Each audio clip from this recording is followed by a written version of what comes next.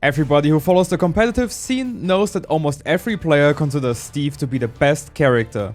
They say he has the best tools in the game and you can pick him up easily. It's a baby character from a baby game played by baby players who compete against crybabies crybabying. But is Steve really the easiest character? And what even is considered easy in Smash? Today I want to give you my opinion on this matter and why this question is actually pretty hard to answer. So get your torches and pitchforks ready, because this is gonna be a spicy topic. Before we can answer anything, we have to address the elephant in the room. Ah yes, I already see the first person raising the pitchfork. You've got a good reaction time. Smash is first and foremost a children's party game. What? I mean a casual game with a side of competitive. In short, everybody has a different skill level and not every character is equally as good on every skill level. Nobody is gonna buy Super Smash Bros. Ultimate for the Nintendo Switch, buys the DLC characters and drops the most insane Kazooie fast cancels in quick play. Unless you're cheating, you cheating little bitch. What I'm trying to say is that every ceiling needs a foundation. But some competitive players are stuck so high up in their ceiling that they forgot about the beginnings, the casual player base. Everybody started as the biggest loser in Smash Ultimate, which is not wrong. In order to get better, you have to start losing and learn from it. Most people probably mashed buttons like there's no tomorrow, and once they were thrown off stage, they didn't even know how to recover.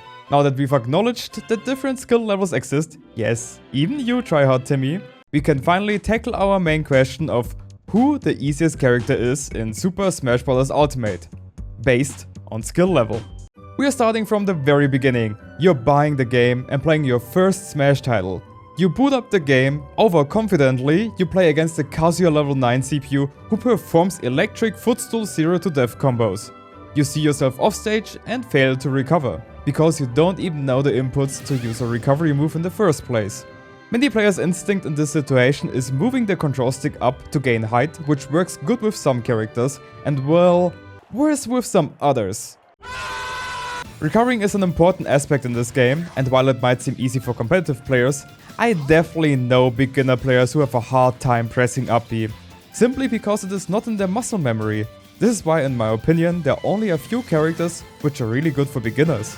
Either you have a good recovery even without your up special to make it back easier on stage like Kirby, who has multiple air charms and is on top of that a very floaty character, which makes it easier to react for beginner players, or Yoshi, who has a very high double jump and immaculate air mobility.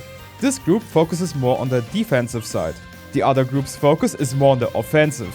Or let's say it in other terms, if you say hit him really hard, I swear to God, I will kick you in the dick! Hit them really hard. This includes heavy characters like Ganon, who gets an opponent offstage in only 3 hits, while also tanking a ton himself, or Little Mac, who can just mash their smashes every single time, which are not only strong, but also have armor. And yes, I really think that characters like Ganon, Little Mac and Kirby are top tier for beginner players. The more you get into the competitive side of things, you will notice the flaws of these characters, but beginner players are not exploiting the flaws. They're just having the time of their life with their favorite character. Except for Olimar, nobody loves that salad tossing little cunt.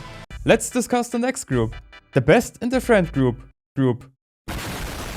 These players already got the basic inputs down, they know how recovery works, they can get a few 2 to 3 hit piece combos and also know what a grab and shield button is. However, they might not even know what a short hop or fast fall is. This might be one of the hardest groups to find an answer for this question, because any character can work when they are the best anyway. Given the fact that they already know how to recover and how certain moves work, it is in my opinion all about finding the correct buttons to attack your opponent. Correct button characters are of course Samus, who only needs projectiles to win the game, Lucina with the F tilt and F smash to keep the opponent away, or maybe even fast characters to overwhelm the opponent like Fox and Captain Falcon. I had a tough time thinking of any character here, but I think those can all work very well.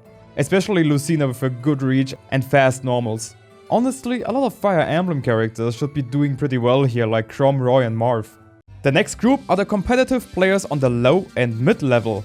This group already knows a lot about the game, they are practicing their combos a lot, know how to fast fall, be reverse and attack cancel, and have an overall understanding about neutral, advantage and disadvantage state.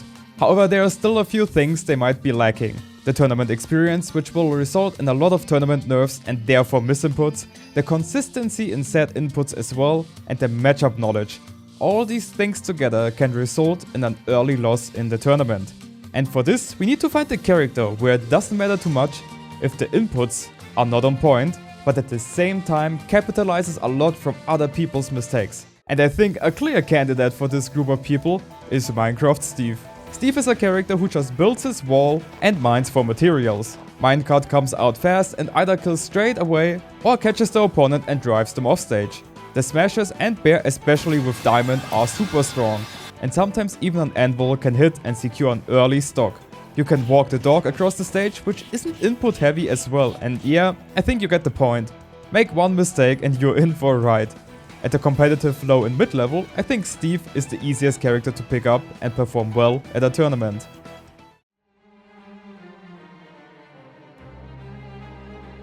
Our last group are the high and top level players. They are putting a ton of work into the game and know the character in and out. They also know the matchups they have to face in and out. To tackle this question, there is one important factor I want to throw out of the window.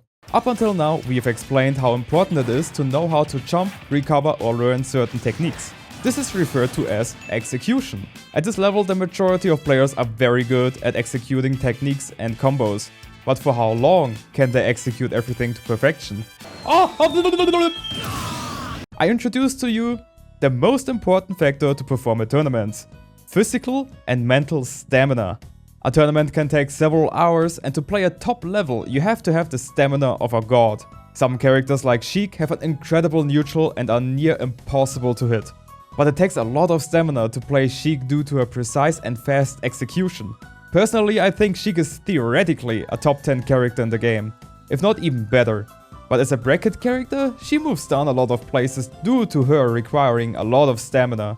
It is hard to always play her at the best level. Meanwhile, a character like Sillintor, who is arguably a bad character, has no problem at all taking stocks, while also not requiring a ton of tight execution and fast inputs, therefore not draining a lot of stamina. So as a bracket character, Sillintor moves up a few places in the list. However, due to Sillintor's big flaws, he's still not an easy character at all. To answer the question who is the easiest character at high or top level, we have to ask ourselves who is a good character to begin with, a character which doesn't require a lot of stamina, and can drain your opponent's stamina. For this, we take a look at the current high and top tiers on the official tier list. First, we gotta get rid of all the characters in B tier and below, because you're just handicapping yourself at this point. Don't get me wrong, you can still top 8 and win majors with a B tier character. But the point of the video is to find the easiest character, and you are not making it easy for yourself, mate. Second, we gotta cross out all characters which require a lot of stamina to play. If I have my doubt about certain characters that require a lot of stamina, I just leave them for now. And now we cross every character out which do not drain their opponent's stamina. In my opinion, characters that can drain their opponent's stamina play either a very slow keep away game against you like Samus and Pac-Man, have attacks you don't want to engage with like Cassia, or are just annoying to deal with in general. And then we are left with our top 10. Oh wait, there are only 9 characters. Let's put Aegis into the mix. Now we are left with our top 10 easiest characters to play at top level. With our top 3 being Steve, Sonic and Mr. Game & Watch. Who would have thought? Now let's break down all easiest characters again. For the beginner level we have Kirby, Ganon and Little Mac. For the best in the friend group level we have Lucina. For the competitive low mid level we have Steve. And for the top level we have Steve, Sonic and Mr. Game & Watch. I don't make the rules, guys, I just make stupid videos. Thank you so much for watching. I hope you enjoyed today's video. If so, feel free to like, share, comment and subscribe. Also, don't take this video too seriously. At the end of the day, there's no brain dead character, just players who pick the smartest option. Until next time, bye bye.